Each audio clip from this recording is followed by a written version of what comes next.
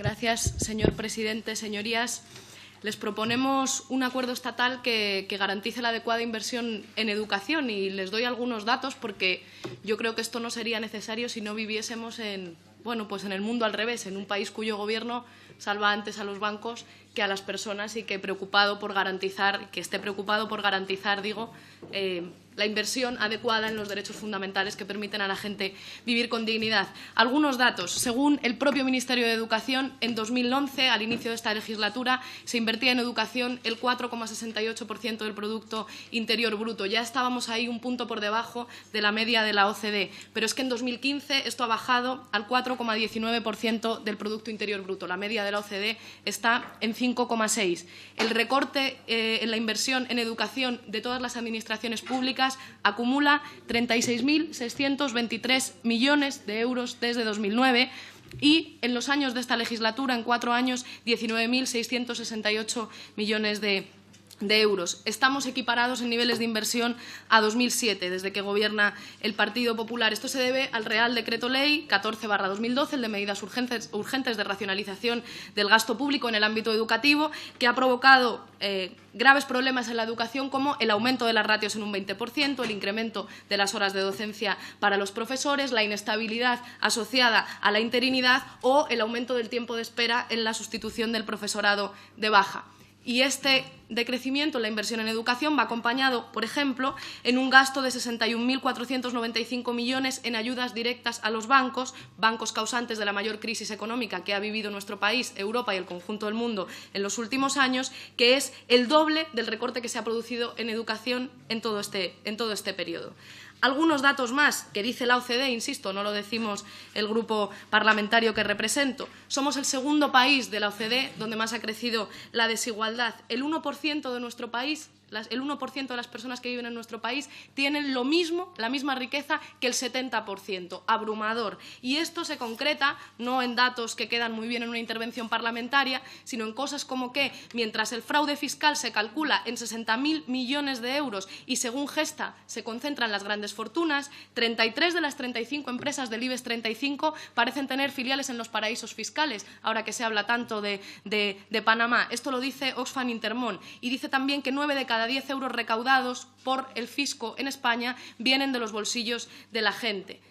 Contra esto no hace nada el Gobierno, contra que las empresas del IBEX 35 tengan filiales en paraísos fiscales, pero mientras tanto hay en nuestro país 25.000 profesores menos para 800.000 alumnos más, datos de los medios de comunicación.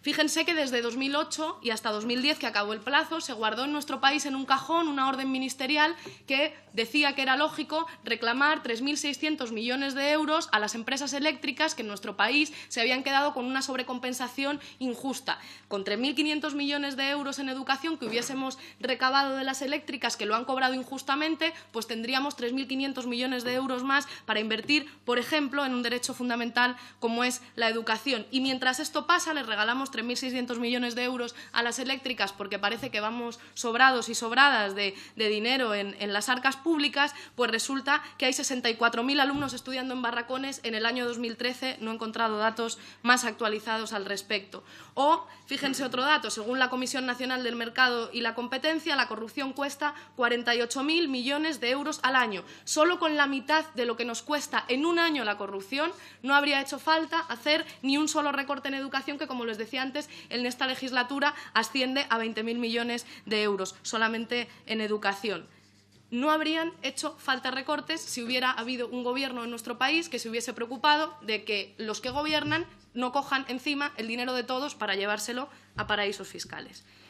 Digo, la Constitución reconoce el derecho a la educación como un derecho fundamental, junto al derecho a la vida, junto al derecho al honor, junto al derecho de asociación o reunión, el de sindicación, el de libertad religiosa o ideológica. Lo reconoce la Declaración Universal de los Derechos Humanos, lo reconoce la Convención sobre los Derechos del Niño, de la Niña y del adolescente. Les puedo asegurar que la corrupción no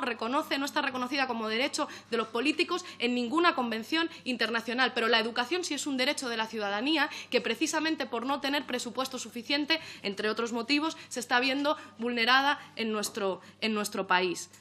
Además de esto, es que estas políticas no solamente son tremendamente injustas y violan los derechos humanos, sino que son ineficaces. En 2012, el año donde más sufrimos los recortes en nuestro país, la OCDE publica un informe, Equidad y Calidad en la Educación, en el que insta a los Estados a invertir en educación como solución a largo plazo de la crisis económica y dice que la falta de inversión atenta contra la equidad, provoca desigualdad y provoca también mayores niveles de fracaso escolar. Creo que no hace falta ser un lince para entender esto, pero por si acaso les digo que lo dice la OCDE y no solamente mi grupo parlamentario.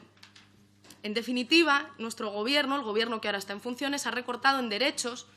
y, por ejemplo, decían que era porque había que pagar la deuda, pero es que resulta que con los gobiernos en los últimos años la deuda no ha parado de subir, la deuda pública. En 2008 era de un 40% del Producto Interior Bruto y ahora ronda el 100% del Producto Interior Bruto. Más de 300.000 millones de euros incremento de deuda desde 2011. Y además se han gastado, este Gobierno que ahora está en funciones, el 45% del Fondo de Reserva, la hucha de las pensiones. Así que nos recortan en derechos, pero es que además no pagan las deudas ni tienen una gestión eficaz de las cuentas públicas.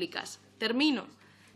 Nosotros proponemos algo tan sencillo como que hagamos un gran pacto entre todas las fuerzas parlamentarias, un pacto de Estado para cumplir la Constitución, porque no hay derechos, no se pueden garantizar los derechos si no hay partidas presupuestarias blindadas que permitan la garantía de su cumplimiento. Y para hacer efectivo el cumplimiento, en este caso, del derecho a la educación del conjunto de los ciudadanos y ciudadanas, pues hace falta blindar las partidas presupuestarias. Para eso proponemos dos cosas muy sencillas: comprometernos, independientemente del Gobierno que se forme, a alcanzar en 2020 un nivel de financiación equivalente a la media de la OCDE del 5,6% del Producto Interior Bruto y, por supuesto, derogar el Real Decreto Ley 14/2012 de medidas urgentes de racionalización del gasto público en el ámbito educativo, sencillamente porque el problema en este país no es que no haya dinero, sino que los gobernantes que nos han gobernado pues han preferido